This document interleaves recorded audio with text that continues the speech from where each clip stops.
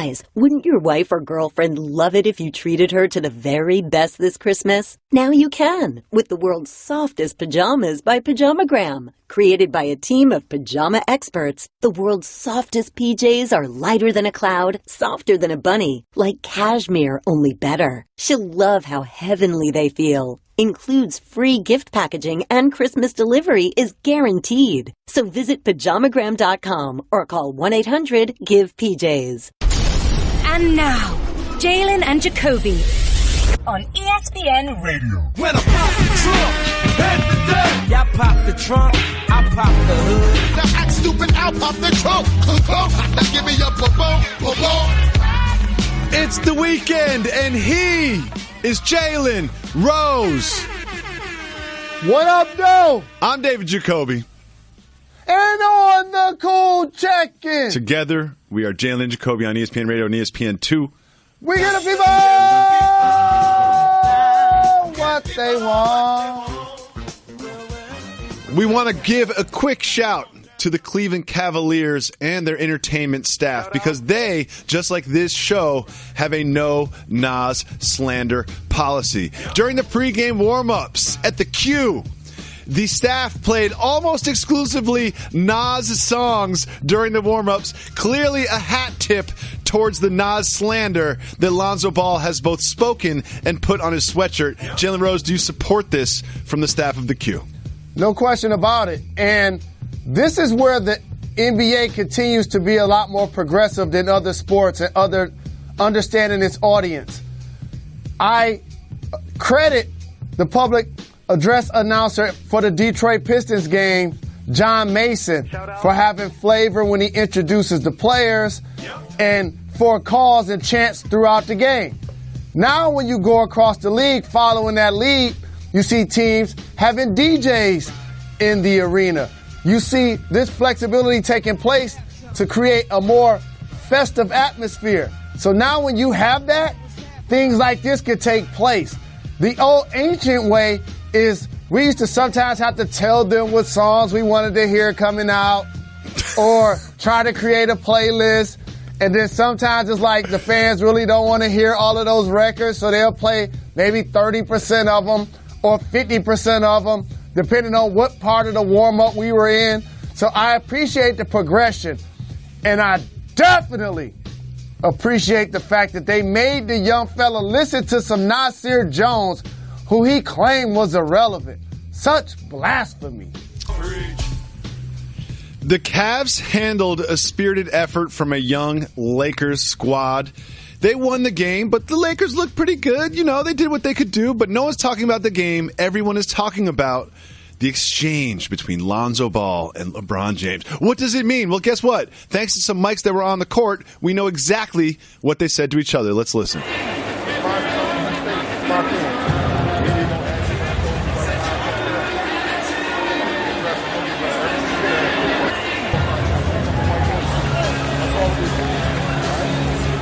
So, Jalen, he didn't really say much. He was just like, hey, you know, do your thing, stay in your zone. He said the media's going to ask you about this, tell them nothing. Do you think this was more a veteran giving a hyped rookie some advice, or is LeBron trolling the media, or was he kind of doing both? I think he was doing both.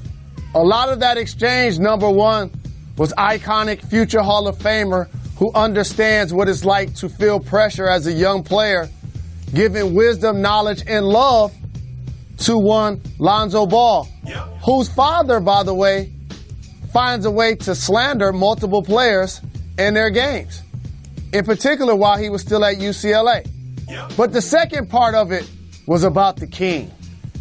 The way it was done, with the jersey over the mouth, telling him what to do with the media and how to approach it, and then both of them in the post game acting like there was some top secret exchange, like the mafioso, where they needed mothballs in their mouth in a steam room to actually talk about the subject matter. So again, it was about LeBron making sure he continues to plant seeds wherever he tends to go, especially knowing that he's going to be a free agent at the end of this year. Well, Jalen, I've noticed that as well. Whether or not he intends to go to these places, but he intends to make us talk about it. Here are some examples.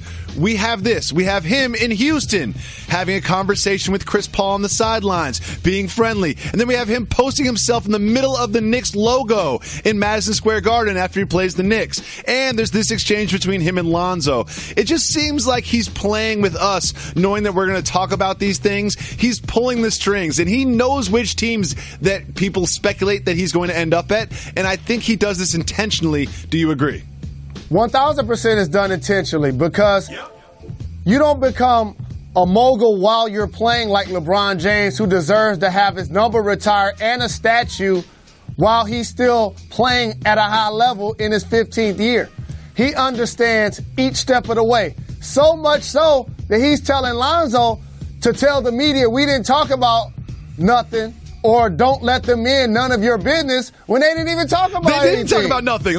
That's true. Like, nothing was exchanged. Stay in your zone. Like, that doesn't mean anything. But he knows that the mystery is more effective than the actual facts. Because if Lonzo did tell the truth, it's like, well, he just kind of gave me a pat in the back and, told me to, play hard. Moving on, you know how I love Lance Stevenson, right?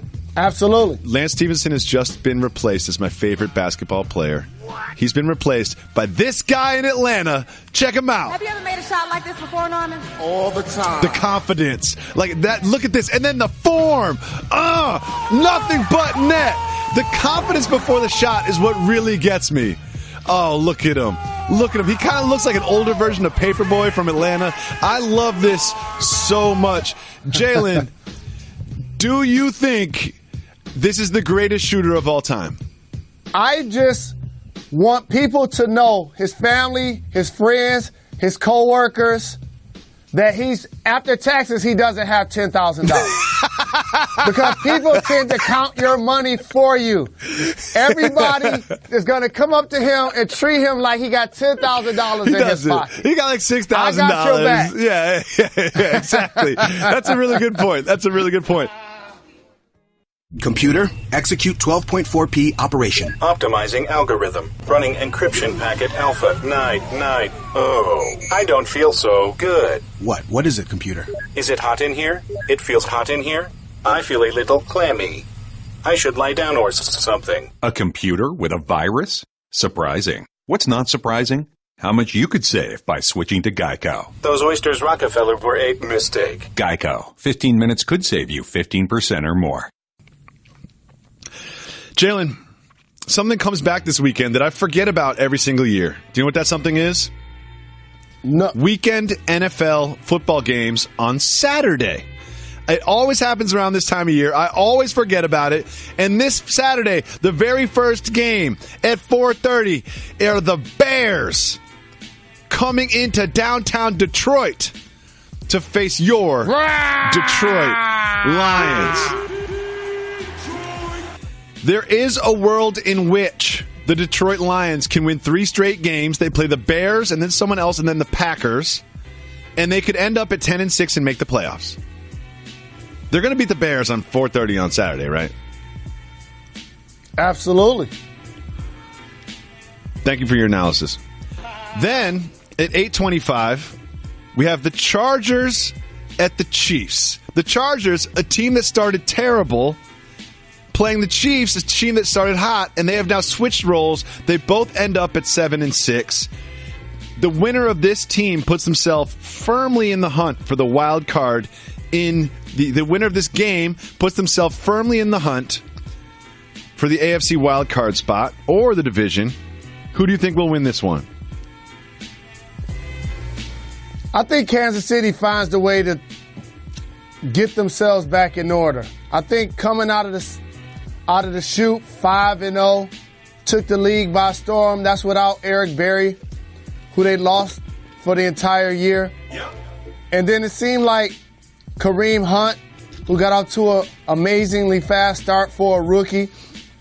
I don't know if he hit the wall. Coach Andy Reid said people weren't doing a great job up front of blocking for him, but either way, he tailed off and then he got back going last week.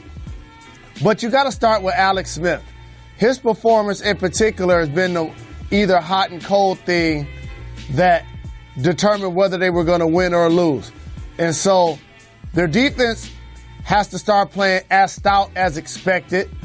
But again, they have so many offensive weapons that I think the Kansas City Chiefs find a way to get themselves going. But don't overlook the Chargers. Yep. Keenan Allen, Phillip Rivers. Like, this squad, anytime you start 0-4 and you're able to turn your season around the way they've done, it's truly impressive. And they get after the quarterback defensively as well, in particular with Joey Bosa. I love Bosa. They've been 7-2 in their last 9. Phillip Rivers is not going to be the MVP, but he's kind of sort of on the bubble in the conversation. This moves us to our Sunday games. The Dolphins at the Bills won't be that exciting, so we're just going to jump over to that one and go to this one I want to talk about. The Packers getting on a plane, going to Carolina to play the Panthers, and this, of course, is the return of Aaron Rodgers. Jalen, I'm very concerned about this game. I think this is a terrible idea by the Packers. I would not start Aaron Rodgers in this game, and let me explain why. The Carolina Panthers have more sacks than any other team in the NFL. The last time the Packers played the Panther, they ran like 24 blitzes at Aaron Rodgers. He was contacted 12 times, and he was sacked 5 times. He's got 13 screws inside of his body to fix a clavicle. And now, in his first game back, without his sea legs underneath him, they're going to put him out on the road against the Panthers. You seem to disagree about this decision. I would not start Aaron Rodgers in this game. You're on drugs. If he's healthy and he rehab and he's ready to go, he's not fearing any opponent. That's irrelevant. If they were playing against the Steel Curtain, he'd want to be out there. But here's what's truly going to happen, though. The Carolina Panthers are going to win, and then Aaron Rodgers will be out the next 2 games. Exactly. See, that's the thing. It's like I can see the future. I believe the Carolina Panthers win this game, and the next thing you know, Brett Hundley's back out there because they're out of the playoff hunt. Like, we know this is going to happen. So correct. So here's my logic on that, Jalen. We agree about that, right? So once they lose, Aaron Rodgers will no longer play. So they're kind of saying that they're going to beat the Panthers and then the Vikings and then the Lions. I just kind of think that's unrealistic to expect that to happen. Could it happen? Sure, but it has about a 10% chance of transpiring in my mind. I just do not believe that will happen. So if I were the Packers, I would not play Aaron Rodgers this season because I would just make the risk-reward assessment. The risk is so high and the potential reward is so remote that I would not play Aaron Rodgers. You're looking around like this is ridiculous to me. Like, I don't understand. The logical path that I just put in front of you, you do not follow? No. How are you going to look at 53 guys in the locker room and say, I'm not playing arguably the best quarterback in the league because we're scared of the Carolina Panthers and their pass rush? Or we're not going to play Aaron Rodgers because there's only a 9% chance we make the playoffs. If there is a chance and he is healthy, you put him on the field.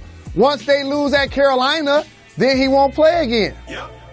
But we all know they're going to lose. I mean, they're going to lose to Carolina, and then they're not going to play him the next week. Let's not risk that. I just hope Aaron Rodgers is okay because I like Aaron Rodgers a lot. They better block for that guy. Yep. The Ravens are going to beat the Browns. We know that.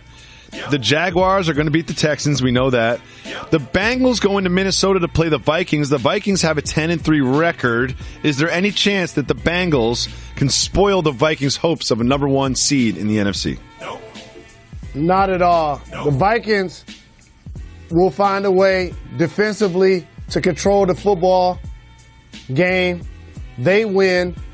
Cincinnati, Tampa Bay are 2 of the more disappointing teams all year that coming into the season that people felt like had an opportunity to make some noise. Absolutely. And I'm looking at the Raiders also in that conversation. Yep. That's a good call. The Saints are going to beat the Jets. And then we have this game. We have the Eagles going into the Meadowlands to play the Giants. They have opposite records. Eagles are 11-2. The Giants are 2-11. However, this is the first time this season that Nick Foles will have a full week of practice as the starting quarterback for the Eagles. How do you expect Foles to perform?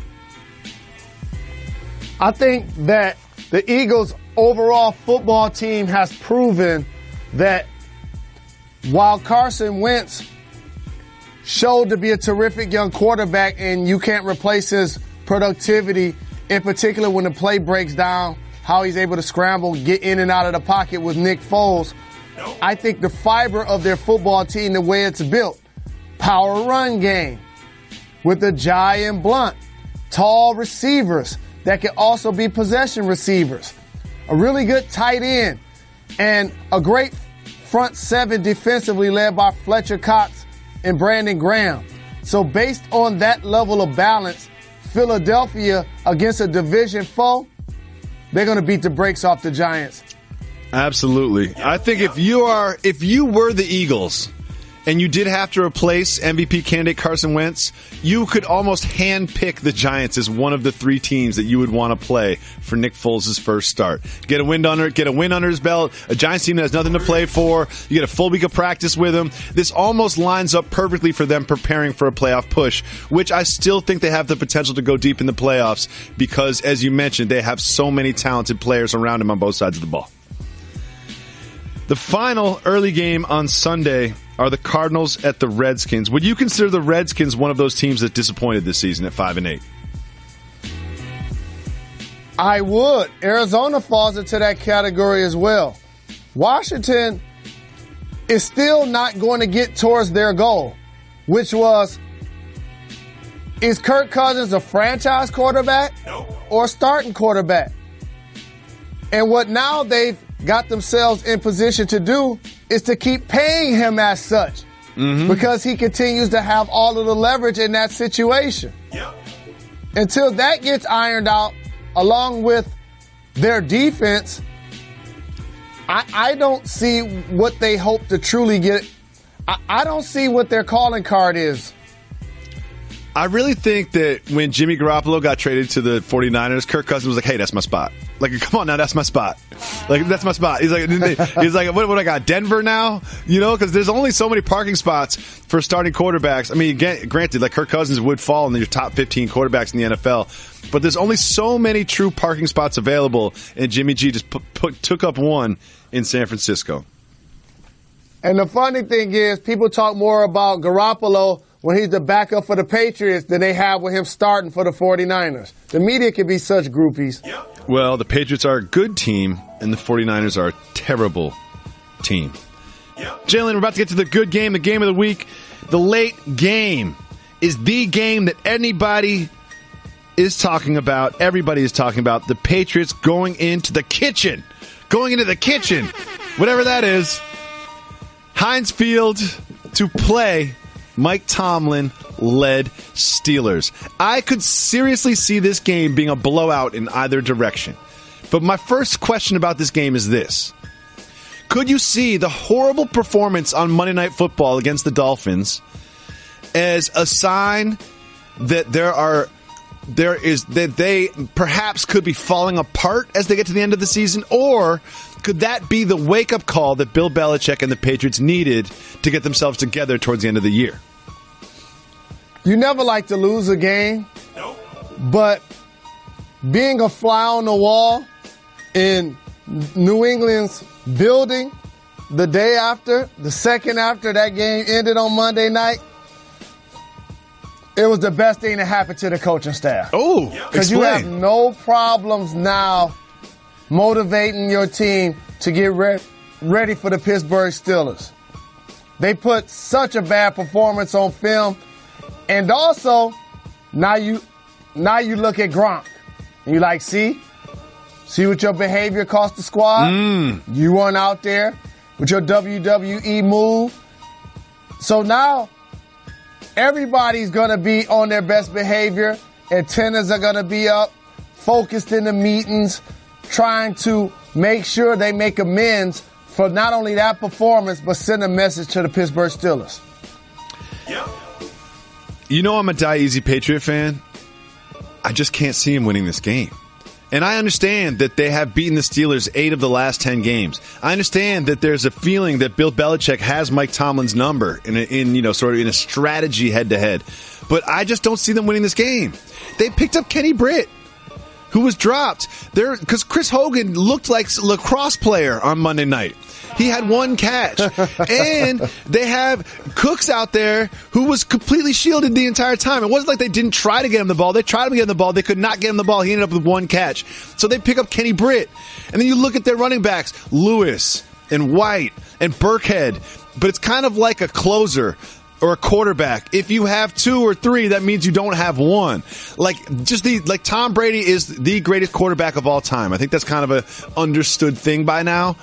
But you still need to put players around him.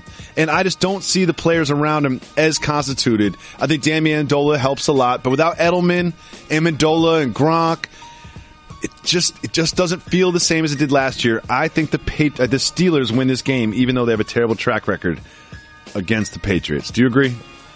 And let me get on wax and agree with that. I'm taking Pittsburgh as well. And the late games keep giving, too. The Rams, coming off a loss to the Eagles, fly up to Seattle to face MVP candidate Russell Wilson and the Seattle Seahawks. The Rams are 9-4. The Seahawks are 8-5. Playoff implications on both sides. The Seahawks are favored by 2.5 points. If you gambled on sports, which I know you don't, I don't either, and you had to put $2,000 on this game, where would you put it knowing that the Seahawks are favored -2.5? I'm taking the Rams. Ooh. With the points and to win the game. Ooh, talk to me. This is a chance for their football team to validate this is a new regime from last year to this year. Mm-hmm. By going out and playing a quality team like the Seattle Seahawks, who, when the discussion of top players comes up in the game, Russell Wilson gets mentioned. Top teams in the conference, they get mentioned. This is an opportunity for the Rams to establish themselves. I think Jared Goff, Todd Gurley, their defense has always been stout. Aaron Donald, a lot of people don't realize, is probably the best defensive player in the whole NFL. I think the Rams. That's right, I said it. Win versus a Seahawks team without Cam Chancellor, Richard Sherman, that has a running back carousel just like you mentioned in Seattle. I think the Seahawks will win because they don't lose too many games in Seattle, and they already have lost a couple. There's not much interesting about this. We'll move on from it quickly. But the Titans are 8-5, and they go into San Francisco to play. They go into the Bay to play the 49ers, who are 3-10. Yet the 49ers are favorites in this game. That's disrespectful. That is. The Sunday night game between the Cowboys and the Raiders looked like one of those games that was going to be great at the beginning of the season. Cowboys, Raiders, end of the season. There's going to be playoff implications. While both these teams have a long shot at making the playoffs, doesn't feel like this game really does have playoff implications, does it? Two storied franchises. Eyeballs will still be on both of those teams. They have loyal, long-time fan bases because they've had a history of success in different decades. It's going to still be a highly anticipated game. Cowboys still playing without Ezekiel Elliott. And Derek Carr for the Raiders has been an enigma this year. Jalen, you famously have not seen a single frame of all of the Star Wars franchise films. This weekend, the new Star Wars movie comes out. Luke Skywalker's in it. Kylo Ren. Rey. Rey might go to the dark side. Kylo Ren might go to the light side. Will you see the Star Wars film? I'm going to see the Denzel film this weekend. What if I told you that the success of this film directly affects the success of the Disney Corporation, which directly affects the success of ESPN, which directly affects the success of Jalen Jacoby? Will you go see this film this weekend? All I know is this. There was talk about cord cutting for the company that I work for and love really dearly. And I was enthusiastic to know The company paid $52 billion for the Fox properties this week. So I'll take that as a no. I think they'll be okay with me not going to see the movie. I'll buy an extra ticket just for you, Jalen. You can always hit us up on our 1-800-FULL-HOURS Twitter feed. That is at Jalen and Jacoby. We're going to open that up right now. We got a lot of tweets today, some from our associate producers, some from some new contributors. First one is from one of our associate producers. This is from Goron. Shout to Goron. Shout out. Soft move or boss move, putting ketchup on rice. Huh. Well, it's personal preference, so I don't want to say soft move or boss move either way. But whatever to you answer like. the question, but to answer the question, for me to do it would be a soft move because they don't seem to go together. I will say this though, is someone once said to me, they're like, oh, you don't dip your potato chips in ketchup? I was like, no. They're like, they're basically French fries. And I was just like, whoa. And now when I have potato chips, if I had that opportunity, if I'm like a barbecue environment, I will definitely come with a side of ketchup for my potato chips. Plain potato chips, I recommend the best, but potato chips and ketchup are now, if possible. If I just have a bag of chips, I'm not running around looking for ketchup. But if you are around an environment that has both ketchup and potato chips, please marry those two.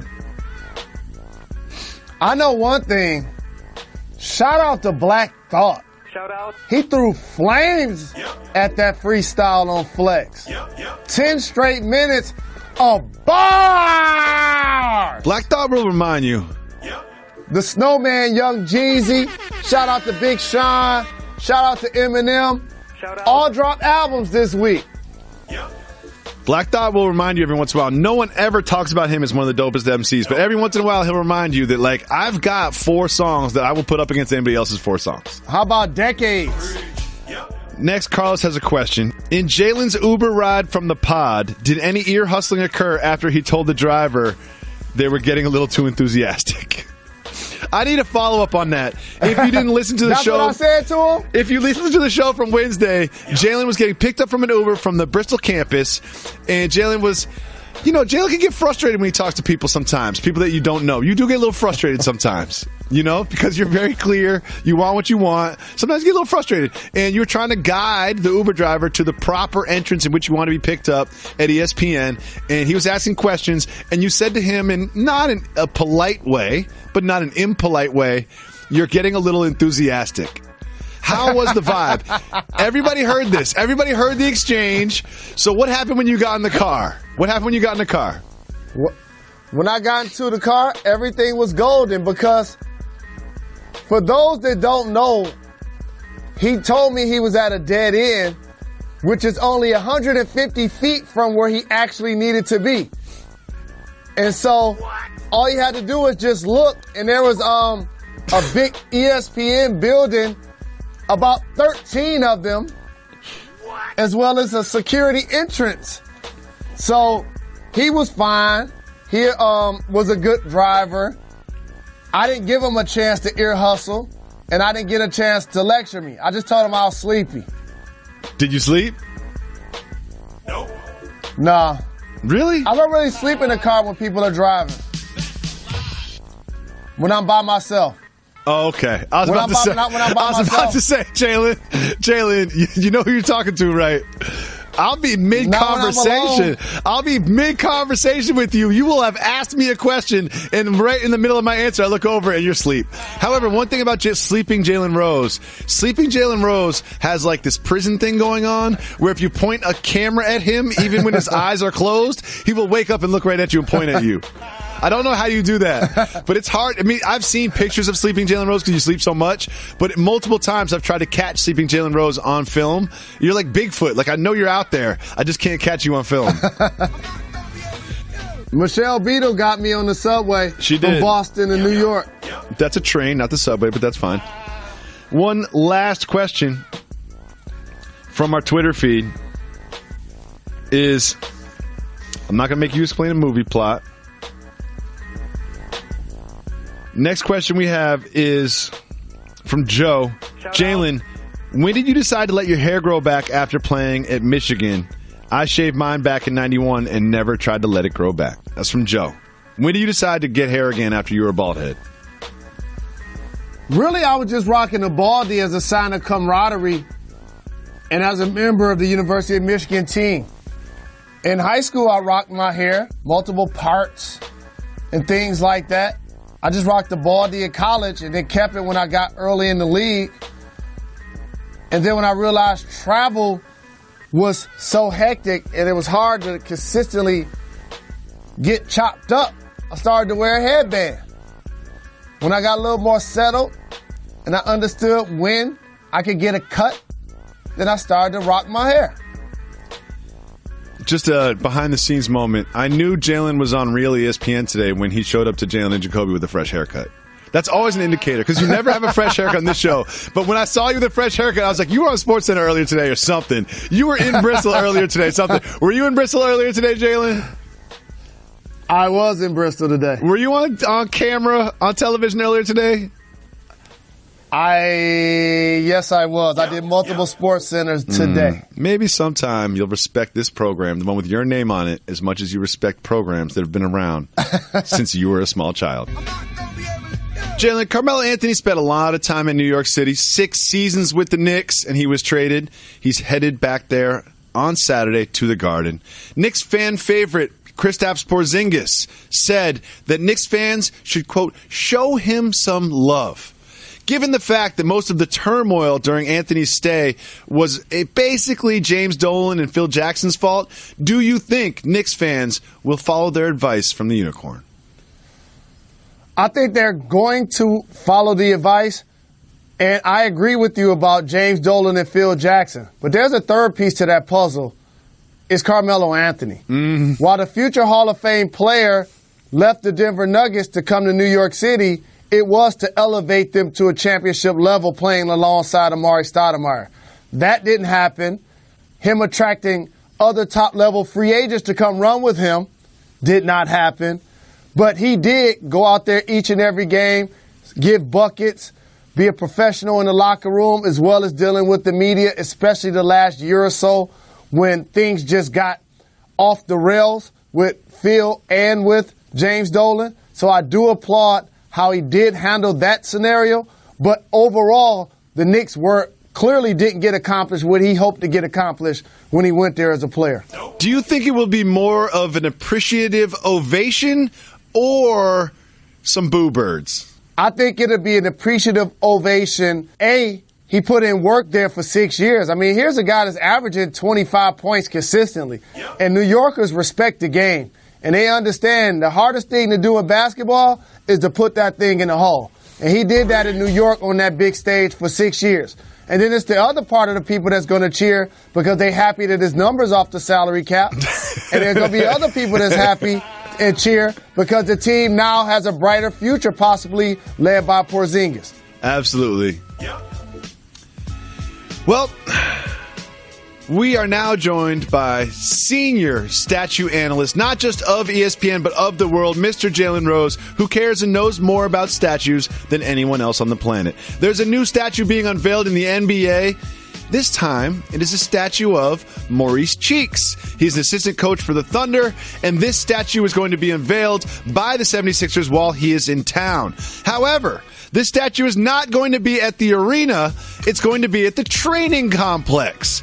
Jalen, is a statue just a statue, or does where the statue is located matter? As long as it is outdoors, that makes it 1,000% legit. It doesn't matter what facility is in front of it, as long as the team issued the exact place where it's going to be placed. This is legit. Here's a player that's 5-time All-Defensive, 4-time All-Star, with a championship in '83 with the squad, playing alongside Dr. J and Moses Malone, Bobby Jones, and one of my favorite nicknames of all time was by Andrew Toney, the Boston Strangler. So yes, I appreciate this by the Philadelphia 76ers. Jalen, let's imagine the Pacers call you up and say, Jalen, we're going to give you a statue, right? And they were like, we're not going to put it right downtown. We're not going to put it at the training complex. We're going to put it outside the owner's house. would you feel like that was a recognition that you deserve? I wasn't a good player, so if they're going to give me a statue anywhere, anytime, I'll take it. Yeah, you're just like, just get the hairline right. As long as you get the hairline right, you can do whatever you want. That's all that matters. Next, quietly, the Golden State Warriors have extended their winning streak to 8 games. On Thursday night, they beat the Mavericks, who were in town, and they beat them pretty handily, but not just did they beat them, look at who they beat them with. There was no Steph Curry, no Draymond Green, no Zaza, no Nick Young. Omri Caspi played 28 minutes. Patrick McCaw, 28 minutes. Jordan Bell, 24 minutes. Quinn Cook, who I completely forgot existed, got 7 minutes. Kevin Looney got 6 minutes. Jalen, should the Warriors be encouraged by the fact that they still have success no matter who is in the game? Absolutely. And what you just described is a great organizational theory. They're building out their depth. When you have 4 All-Stars that are locked at their positions, you now have to figure out who's going to be players that can consistently play quality minutes, because you're clearly not going to be able to go out and sign any more big-time free agents. So these are all players in one way, shape, or form, other than Andre Iguodala, other than Livingston, David West, and JaVale McGee, who did that last year. Nick Young falls into that category you just described also. Each player now has to earn the right by the coaching staff and of the players to see if they can trust them in the game, because they're going to be in a lot of big games as the season progresses. Exactly. I think that they obviously sacrificed a lot of their depths when they brought on Kevin Durant, and they showed in the playoffs that didn't really matter, going 16-1 throughout the playoffs. But they're going to need these players, the McCaws, the Caspies. They're going to need these players come playoff time, and it is sort of a silver lining on the injury cloud that they get some minutes during the regular season. Jalen, I'm about to introduce something to you that you probably don't know about. It's going to be released nationwide, and it combines 2 of your favorite foods in the entire world that have nothing to do with lobster. Regal Cinemas is rolling out nationwide a new product. Jalen, when you go to the movies, what do you always get? Popcorn, extra butter. And before the show, you normally eat some Eatos. Well, I have here Cheetos popcorn, a combination of Cheetos and popcorn. And don't you wish you were in the studio today? Don't you wish you were there today? Wow. What do you think of Cheetos popcorn? You know what? No different than the black socks or the long shorts or the term Fab Five. I need to start getting some of my ideas patented. Because literally somebody saw this program and they were like, you know what? We can make money off of that. I'm so jealous. But I got some better made popcorn though. Barbecue, potato chips, representing the D.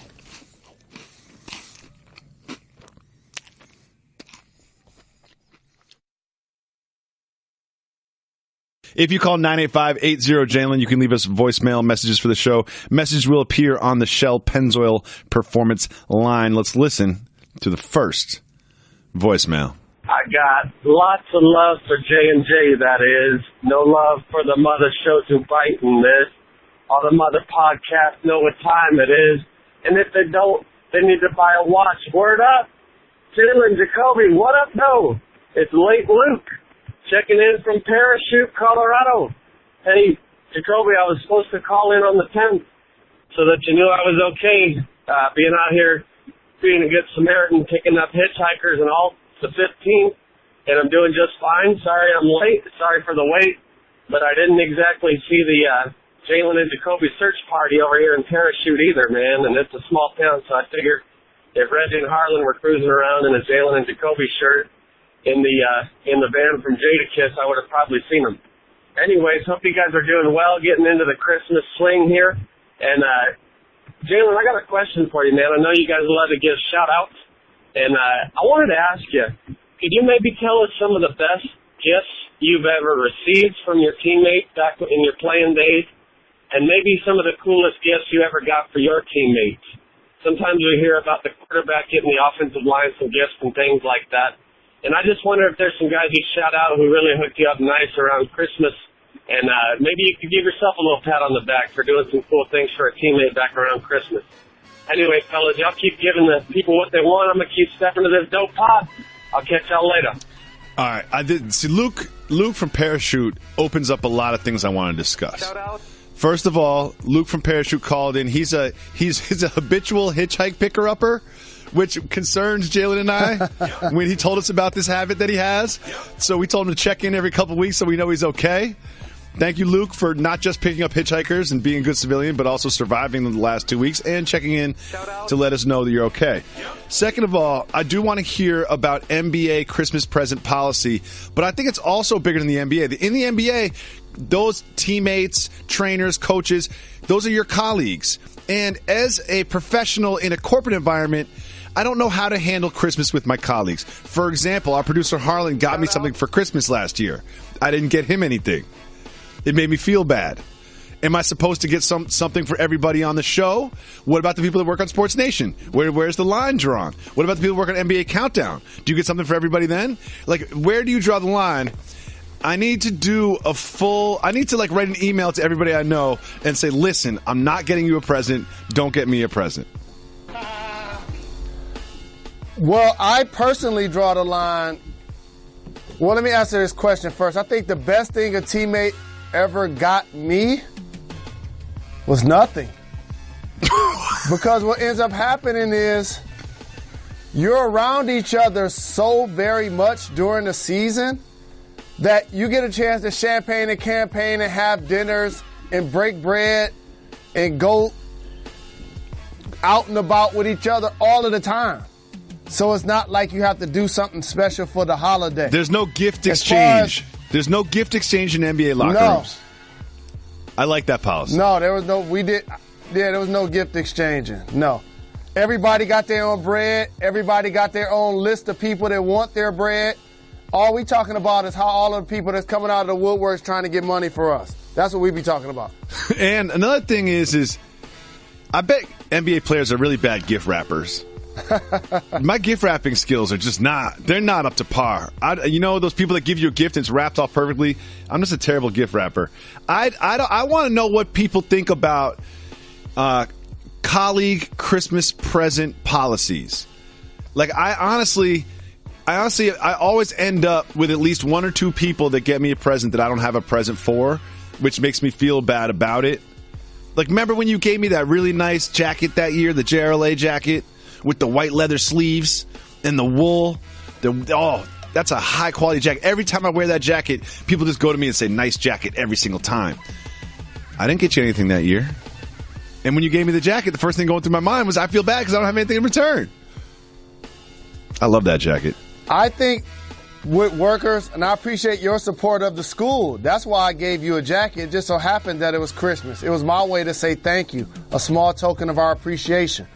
But with that being said, with workers and colleagues, not to bust my arm to pat myself on the back, but I try to do special things in my own little way. You do. When I can throughout the year. You do. So that it's not a big deal when a holiday comes. You do. You take care of the staff. You always bring food, tacos, lemon pepper wings, barbecue. And whenever, can I be honest about it? Can I be honest about this policy? Because I'm just such a negative person. Yeah, because you left before you had some of the fried turkey on Thanksgiving. I had some of the fried turkey, the first fried turkey I ever had in my entire life. I enjoyed it. What do you mean, Reg? I had some of the turkey. You think I'm lying? You think I'm lying in the microphone right now? I had some of the turkey. I was there. I left. Yeah, that was the first time I've ever had it. Every time you bring food for the staff, when I walk in and I see that there's food everywhere and everyone's eating, there's like 90% of me is like, come on, we're supposed to start a show right now. Like, Jalen, if you're going to do this, let everybody know we'll come a half an hour early. We can eat and then we can start the show on time. But now you're just delaying the process with these ribs. You're just delaying the process with this cornbread. Thank you so much for the call, Luke. Shout out. The Bristol radio producer, Danny Z, wanted to know if I was going to get him presents. That's a hard no. I'm not putting anything in the mail. But now that I've said all this, I have to get something for the staff. I'll come up with something. Don't forget, if you call 985-80-JALEN, you can leave us voicemails. If you leave us voicemails, we'll play them on the show just like this. Yo, what up, Jalen and Jacoby? This is Patrick calling from Durham, North Carolina, originally from Sacramento. Hey guys, I just wanted to say, first, I woke up on the wrong side of the bed this morning. I was all grumpy, stupid. I didn't want to go to work. And then I listened to the pod while I was doing some work, and it just made me feel so good. It made me laugh. You guys were talking about working with tools and being handyman and all that kind of stuff, so I really appreciate it. You guys brighten my day. Second thing is I'm a scientist, and my fiance is a scientist. Shouts to Eleanor. Shout out.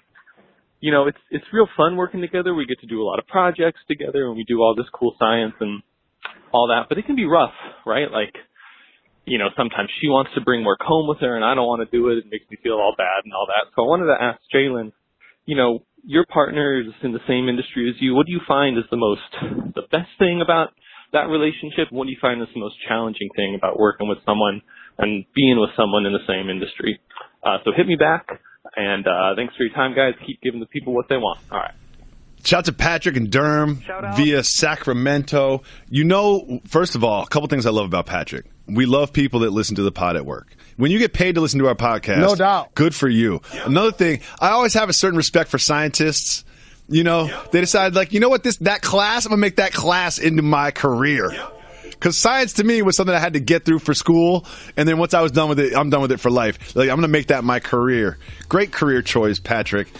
Both Jalen and I have worked with our significant others in the same industry. Well, the best thing about it is she knows all the same people, right? So when I reference certain people, you know, like we all kind of run in the same circles. So it's not like I have to explain who that person is. She knows all the different players and she knows all the different relationships. So you don't have to catch her up to explain things about work. That's one thing I like. What I don't like about it, she knows all the same people. So it's like, if I complain about somebody, she could disagree. Or if you know, a lot of times she's like, oh, they're playing you because I heard that they did this or that. It's a lot of like, oh, they're playing you from her. You know what I mean? Like, she's kind of like an instigator in a bar fight. You know what I mean? She always wants me to go hard, you know? But I love the time when we were working at the same office and living together. I think a lot of people would dissuade someone from both working and living with their significant other. But for me, it was absolutely fantastic. Jalen? It's a beautiful thing to be able to work with my significant other, Molly, because like you said, you know all of the same people. And more importantly, they know what you hope to get accomplished. So, like, it's one thing when somebody doesn't truly follow sports and you don't work with them, but she also follows sports. Mm-hmm. So I could be laying in the bed and she looks at me like, man, we got to make sure we watch that Steelers and Patriots game. And also, like, you get a consigliere. Like you've got someone who can give you better advice because they know everything about. You don't have to catch them up. You get like a knowledgeable consigliere because everyone uses their significant other as a consigliere and a best friend and a million different things. But when they work with you, they could just be better at the consigliere role. I'm sorry. And one other thing I have to stress too, when you work with your significant other or you just spend quality time with your significant other, don't worry about what other people think or say. What up, though? It's your boy Chase from Knoxville, Tennessee. Listening to you guys talk about the wine glass issue. I was excited because my wife and I just had this same argument 2 nights ago when I filled up the glass. So I decided to look it up. Why do we only fill the wine glass up just a little bit? The consensus that I saw was that restaurants try to get as many glasses out of one bottle of wine as possible. So they started filling it up just a little bit. And I think it said something like you can get up to 5 glasses of wine per bottle. So restaurants, just trying to save a buck, decided to shift an entire culture. So I say we take it back. Give the people what they want, a full wine glass. Appreciate it. Terrific call. See, now this is how different Chase is. This is how different Chase is than you and I. So you and I just complain and just talk about what we do. Chase says, let me get to the bottom of this issue. Why is this the way it is? And I respect Chase for following up. Granted, he did just follow up just so he can win an argument with his girlfriend. We'll all do whatever we can to win an argument with your girlfriend. But Chase has a point here. Restaurants trying to make money have somehow made it look crass to fill your wine glass to the top. Well, guess what? Jalen and Jacoby listeners, we're starting a new revolution. It's called Full Wine Glass. However, we have new information. Uh-oh. According to the internet, glasses of wine are filled halfway or even less, why, Reg? To give you the full experience and enjoyment of the wine. Here's the thing. The internet says that, but I think what Chase had to say probably is more accurate. Because I don't need to see the wine. Do you know when I see the wine glass half full? Do you know when I see that? After I drank the first half. So I'll get the full experience. No doubt. Exactly. Like, oh, maybe the aroma, you can get your nose in the glass. No. I'll experience that, but I'll experience it after I drank the first half. I get the same experience as other wine drinkers get. I just have a couple more ounces of wine in my belly first. Absolutely, and it's no different than when you're out and about at a restaurant or whatnot, and they give you a mixed beverage or a cocktail, and it's half of the glass. I'm like, did somebody drink the other half? Oh man. First of all, hashtag full glass. I'm with the full glass wine revolution. And this is another problem because Jalen Rose taught me this, that he frequents the same establishments. I do that too. There's 3 or 4 places. I know I'm always in bed by 10. I'm home by 6. Like, I don't go out. I just pick a couple places here and there on my way home where I'll stop off, right? Watch a game. One thing I can't stand when I go to a new place is I ask for a vodka soda. And I see them take out basically a 4-ounce glass. And then what do? They dip it in ice and then put it on the bar. And then I look at it and I'm like, that glass if it was just full with water with nothing else, it would be about 6 ounces. And now you filled it with ice. So that's about, 2 ounces or 3 ounces. And then you put about an ounce of booze in there, 2 ounces of soda. So now I've got a 3-ounce beverage that you're charging me $11 for. Do you know how long it takes me to drink a 3-ounce beverage, Jalen? 2 sips? 3 seconds? Yeah, 2 sips. So then I'm sitting there 2 sips, and then I have to get another drink. And then it's sort of like it's socially unacceptable to have 5 drinks in 5 minutes. But that's kind of what it takes. Then I started asking for my beverages in pint glasses. So I'll be like, oh, can I have a pint glass with vodka soda? Really what I mean is give me a single pour of vodka and just fill the rest with soda. I don't need extra booze. I just need extra liquid so it won't take me 2 minutes to finish this drink and I have to come and talk to you again. But what they do is they put a double in it and then it doesn't taste good. And then you ask them how much it is and they're like $22. I don't have $22 for a drink. Sorry, I got fired up. That really bothers me. Let's listen to another BYOB. voicemail. Hey, been listening since the beginning, This is Rookie down here in Raleigh. I just want to give a quick message to the brother who called the other day and said, he didn't really like the opening. I wanted to just drop this jewel on him real quick. There's certain things when you're of a certain age and you grew up with hip-hop. I'm 43, so when I was a kid, hip-hop, this was the beginning. There's certain things that you hear that they're greater than the sum of the parts, right? What Jalen says by the Beastie Boys, to me and probably to people who grew up with hip-hop, it's greater than what it sounds like, So if you're a little bit younger, you might not feel the same way about it when you hear it. And there are a lot of things like that, I think, from hip-hop that today might seem kind of whack and not as cold, but if you are from that era, if you're a true hip-hop head, it means a whole lot more. So, like when I hear Curtis Blow go, oh yeah, that might be whack in a song today, but when I hear it, it means hip-hop to me, Melly Mel going, when I hear Run go, we had a whole lot of superstars on this stage here tonight. Things like that are hip-hop. So when Jalen does that at the beginning of the show, for me, it's just like him throwing up a flag saying, this is who I am. You can feel this or you can't feel it. And if you can feel it, then we're going to be in sync this show. You're going to know where I'm coming from because you could feel this. So, Jalen, don't change it. It means a whole lot more to a whole lot of us out here than some of these younger cats who maybe they just don't understand the essence. That's part of the essence, yo. Y'all keep doing what you're doing. I love you. I listen to it every day. Thank you kindly. Rookie. How about Rookie calling in at 43, behaving like a seasoned vet and Hall of Famer? And one thing I want to say, and I'm sure Rookie agrees with this is nothing against a younger generation that is not exposed to this. Like if you are 17 years old and you're listening to this, I can't be upset with you for not being exposed to things that happened before you were born. But what I can say is don't reject the things that happened before you were born. And I'm talking to you, Lonzo Ball, about Nas. I love Rookie. Rookie, will you be my dad? And also, he's a hip-hop head because the things that he referred to is exactly right. Curtis Blow, Melly Mel, the Run DMC. Yep. No doubt about it. But they now call that something different. They're called ad-libs now. And each MC has their own. And so, based on what Rookie said, we will keep the intro to keep the people coming back for more. Because we give them what they want. Like that one. Or when Chuck D says, radio, suckers never play me. Or I got a letter from the government the other day. Thank you, Rookie, for explaining our feelings better than we can. Rookie's more in touch with the way we feel about the intro than we are. You know, sometimes it takes someone else to articulate your feelings in the right way.